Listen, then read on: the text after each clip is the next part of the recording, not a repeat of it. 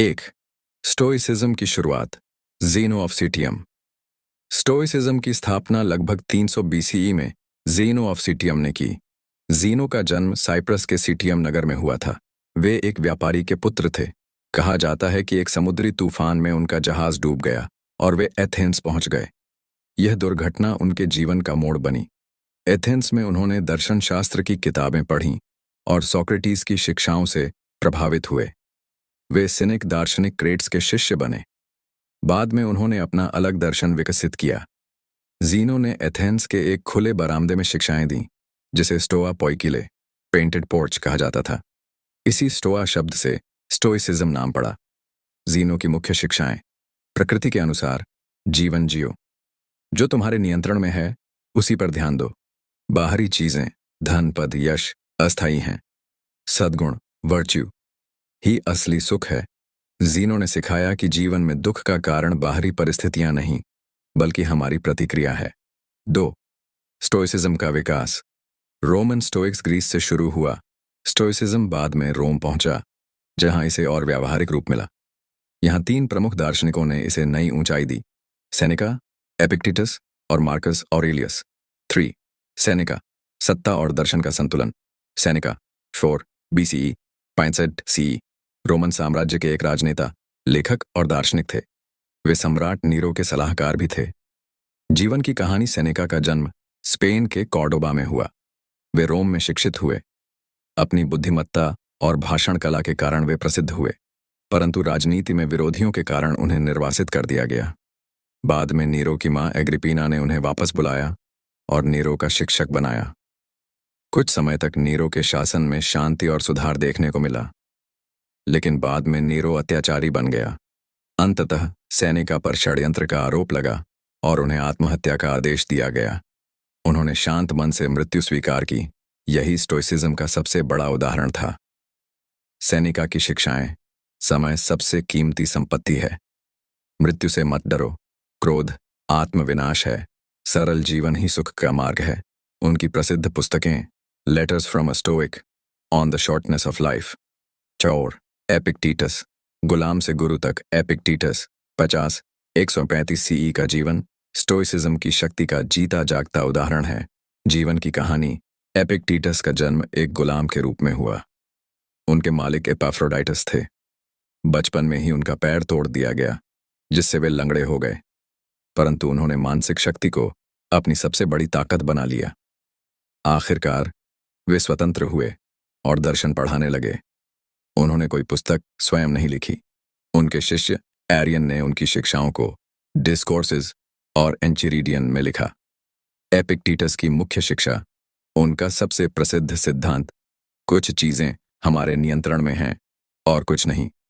नियंत्रण में हमारे विचार, हमारी इच्छाएं, हमारे निर्णय नियंत्रण से बाहर। धन, शरीर, प्रतिष्ठा, दूसरों का व्यवहार। उन्होंने सिखाया कि दुख इसलिए होता है क्योंकि हम उन चीजों पर नियंत्रण चाहते हैं जो हमारे हाथ में नहीं है। 5. मार्कस ऑरेलियस, सम्राट और दार्शनिक। मार्कस ऑरेलियस 121-180 सीई रोमन साम्राज्य के सम्राट थे। उन्हें फिलोसोफर किंग कहा जाता है। जीवन की कहानी। मार्कस ऑरेलियस बचपन से ही दर्शन में रुचि रखते थे। वे सत्ता में आने के बाद भी स्टोइक सिद्धांतों पर चलते रहे। उनके शासनकाल में युद्ध, महामारी और विद्रोह हुए, पर उन्होंने धैर्य और संतुलन बनाए रखा। उन्होंने अपने निजी विचार एक डायरी में लिखे, जिसे बाद में मेडिटेशंस नाम से प्रकाशित किया गया। यह स्टोइसिज्म की सबसे प्रसिद्ध पुस्तक है। उनकी मुख्य शिक्षाएं: हर सुबह खुद से कहो, आज मुझे स्वार्थी और कठोर लोग मिलेंगे। जीवन क्षणिक है, वर्तमान क्षण ही वास्तविक है। अपने कर्तव्य को ईमानदारी से करो। स्टोइसिज्म के मुख्य सिद्धांत। अब हम स्टोइसिज्म की गहराई में चलते हैं। विंग डाइकोटोमी ऑफ कंट्रोल, नियंत्रण का सिद्धांत। स्टोइक्स कहते हैं, जो तुम्हारे नियंत्रण में है उस पर मेहनत करो, जो नहीं है उसे स्वीकार करो। यह सिद्धांत मानसिक शांति की जड़ है। 2. Virtue is the only good, सद्गुण ही असली भलाई है। 4 प्रमुख सद्गुण: विजडम, बुद्धि, करेज, साहस, जस्टिस, न्याय, टेम्परेंस, संयम। स्टोइसिज्म के अनुसार धन, स्वास्थ्य, प्रसिद्ध, ये सब प्रेफर्ड इंडिफरेंस हैं। असली खुशी चरित्र में है। 3. अमोर फाटी, भाग्य से प्रेम, मार्कस ऑरेलियस और बाद के स्टोइक्स ने सिखाया। जो भी हो रहा है उसे प्रेम से स्वीकार करो। 4. Negative visualisation. स्टोइक्स कल्पना करते थे कि जो कुछ उनके पास है वह खो सकता है। इससे कृतज्ञता बढ़ती है, डर कम होता है। स्टोइसिज्म और आधुनिक जीवन। आज स्टोइसिज्म क्यों लोकप्रिय है? तनाव प्रबंधन, बिजनेस लीडरशिप, मानसिक स्वास्थ्य, आत्म अनुशासन। आज के समय में सीईओज स्टोइसिज्म पढ़ते हैं। खिलाड़ी मानसिक मजबूती के लिए इसका उपयोग करते हैं। सेल्फ हेल्प किताबों में इसका प्रभाव दिखता है। स्टोइसिज्म और भारत। स्टोइसिज्म और भारतीय दर्शन जैसे गीता में कई समानताएं हैं। कर्म करो, फल की चिंता मत करो, आत्मनियंत्रण, मृत्यु से निर्भयता, वर्तमान में जीना। स्टोइसिज्म की आलोचना। कुछ लोग कहते हैं स्टोइसिज्म भावनाओं को दबाता है, यह बहुत कठोर जीवन सिखाता है।